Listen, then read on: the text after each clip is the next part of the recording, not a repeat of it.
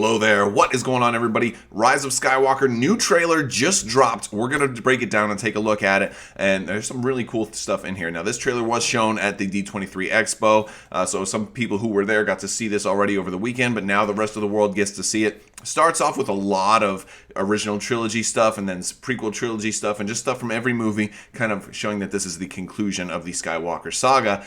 Do want to remind you guys about the $100 Amazon gift card giveaway. All you have to do to enter to win that is be a subscriber and leave a comment on this or one of my videos. It's as simple as that, so just hit that subscribe button. You're already halfway there. But I'd love to hear from you guys. What do you think about some of the stuff that we're going to see in here? Is this enough to really bring you back in if you're one of those fans that was not happy with Episode 8? Or if you did really like this, let me know what your favorite part is.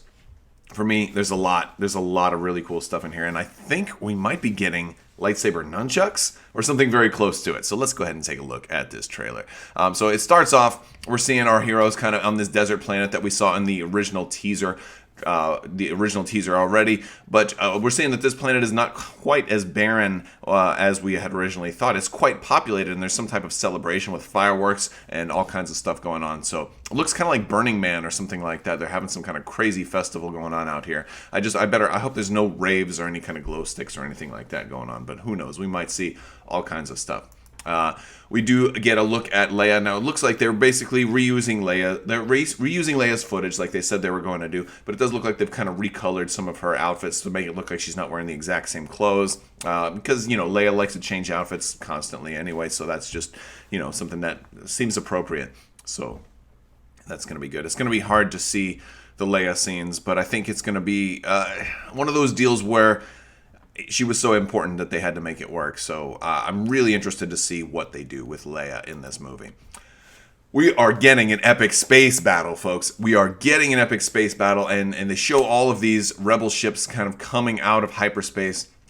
Looks amazing. And looks like we may see, you know, some atmospheric stuff as well as some stuff in space. Now, I really want to draw your attention to the fighters in the background because, yeah, we're seeing a T-70 X-Wing. We're seeing a CR-90 Corellian Corvette right here. Looks like the Millennium Falcon up here, although the silhouette makes it look a little strange. Maybe it's not the Falcon. Maybe it's a slightly different type of ship because we're not seeing that, you know, that double pylon in the front. We're seeing either it has the escape pod put together in it, or it's a different ship altogether, or there's another ship directly behind it that's kind of masking the silhouette.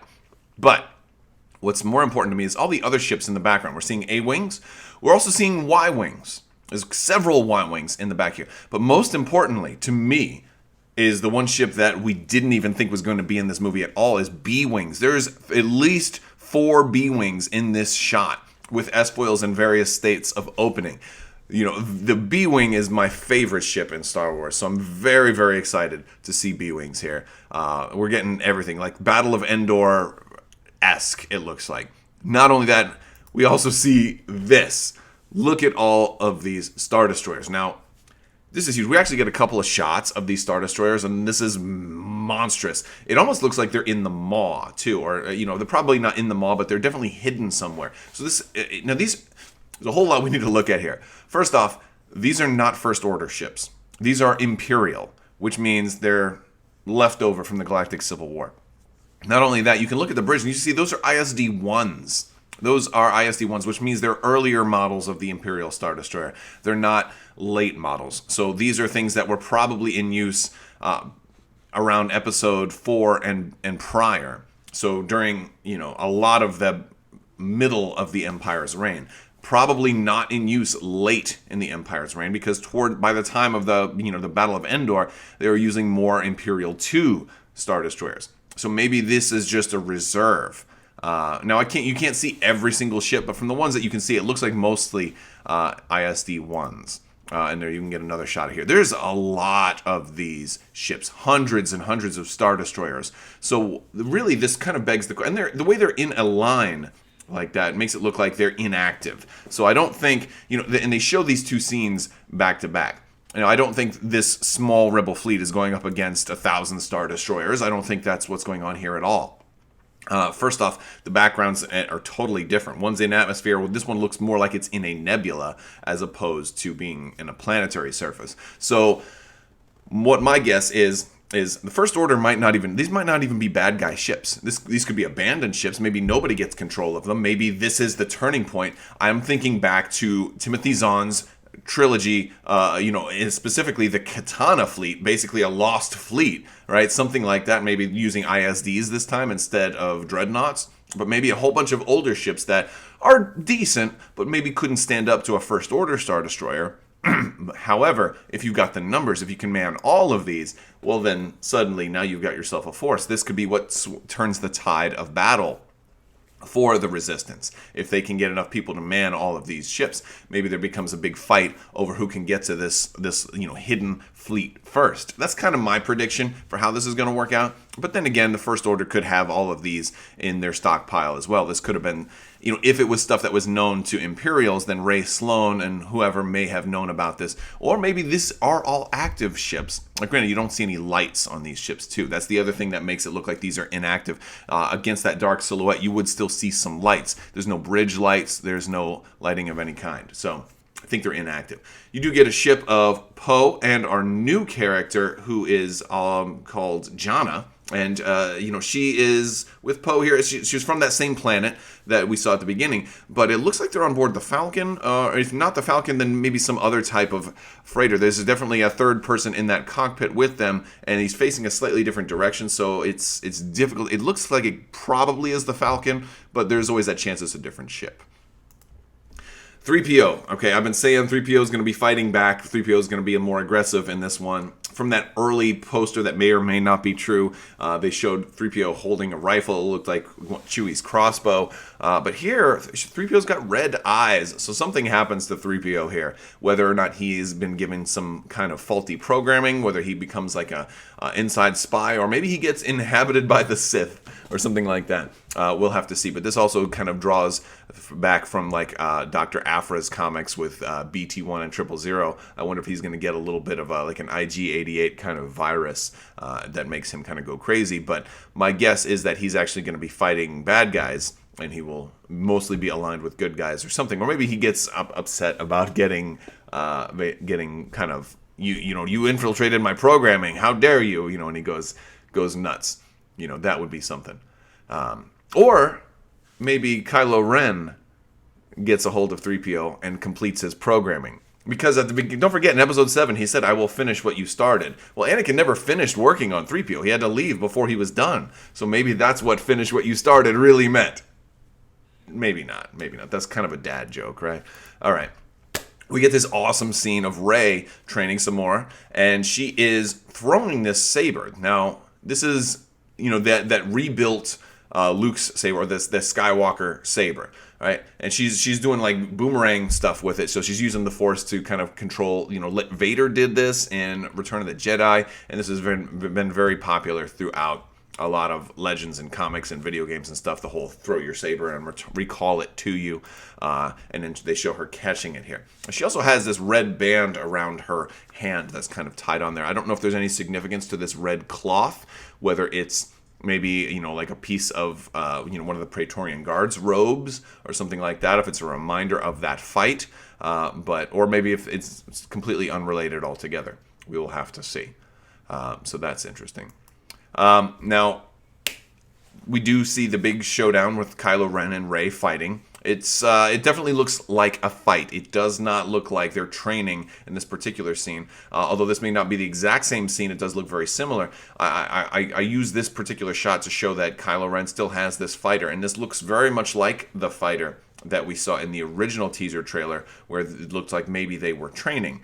So it's still a little unclear as to what is motivating this particular fight. But there they are fighting with the water in the background. It looks like it's either a crashed ship or the wreckage of that Death Star looking piece that we did see in the teaser trailer. And I think most people are thinking they're fighting over the Death Star. Maybe this was the part of the Death Star that was Palpatine's throne room. We get some voice clips of Palpatine, and man, there's just so much. And then it brings us to this part right here. This is the big reveal. Now, Rey with the double-bladed saber, it basically has the hinge on there, just like the old Temple Guards were able to have. But to me, it's so very close to what lightsaber nunchucks would be. right? It's virtually lightsaber nunchucks, and just instead of a chain, it's a hinge. So she's swinging this thing around, and this is basically, I think, as close as we're ever going to get to lightsaber nunchucks. It does have this very wild, untamed kind of feral blade, very similar to Kylo Ren's, but also there's a little bit of stuff going on with Rey's face here. I get that it's basically the red reflection on one side of her face, but it looks almost like they're transposing some other person. Like there's almost like she's being controlled. So my guess, and this is what I want to hear from you guys, what do you think is going on with this scene? Because then you see the hinge. She looks different, right? It's not just the fact that she's wearing black, but her features and everything, and her makeup, everything about her looks different. So I think it's very clear that this isn't normal Rey. Rey didn't just turn to the dark side. I think something is going on with Rey, and she's perhaps been inhabited by somebody else. And there she goes, right? There's also something else a lot of people missed out of this scene. Like, if you go watch the trailer again, and when they do this, and then she's going to flip it down, but everybody's looking at Rey. Look off to the right. That's clearly Darth Vader's helmet that she's looking at, right? In like a spirit of Darth Vader. She's looking at a Sith ghost of Darth Vader, which is weird because Darth Vader was redeemed, or maybe he split. Maybe there was duality to him as he died. The evil half and the good half totally split. And so maybe that's what is inhabiting Rey right here, is the evil half of Darth Vader. So could there be two? Could there be an Anakin Skywalker Force ghost and a Darth Vader Sith ghost? What is this right here? Oh my goodness, right? Like it's just crazy. So yeah, this is a big deal, I think. And it may not. This is obviously something that was added in post-production, so they could mess around with it. And we've always seen things where something is in the trailer that doesn't make it into the movie. This might be something that they just kind of put in there. But I'm really curious what you guys think about this. To me, it looks like it's pretty clear she's looking at a Darth Vader Sith ghost, and maybe that's what has changed her. Maybe she finds this old Temple Guard saber in some kind of tomb that maybe Palpatine had set aside. Palpatine would have had access to all the Temple Guard lightsabers. Maybe this particular weapon was a Temple Guard lightsaber, and she can, basically they talked about how this sabers turn red is through Force corruption. And so maybe it was just a straight up Temple Guard saber that's just been corrupted by Palpatine's ghost or Vader's ghost, and and then Rey picks it up and starts wielding it. So, and we know that she's got experience with staves. What do you think, guys? This is insane. I'm going to talk more about this for sure, but I just had to get an early, kind of breakdown video out there. This is so exciting to me. Between the Rey with the double-bladed saber, almost like nunchucks, and I'm hoping we get some more of her swinging that stuff around, so it's like nunchucks. That'll pave the way for that. But really, I think one of the biggest things is this big space battle that it looks like we're gonna get. We're gonna get an epic space battle in this movie, and that's a really, really big deal. I'm super excited about that. I want to hear your thoughts. What do you think was the best? What do you think is going to be like? Is there anything in here that you think is misdirection? Right? Is that maybe not Vader's ghost that she was looking at? Was that just maybe an artifact of the light? Kind of reflecting off of the saber and bouncing. I don't think so though, just because that's special effects and they do everything for a reason, right? So that's what I think. All right, I will talk to you guys later. I want to thank you all so much for watching. I also want to thank my patrons on Patreon. You guys are amazing and definitely help make this all possible. All right, guys, that's all I got. Talk to you later. Have a great day.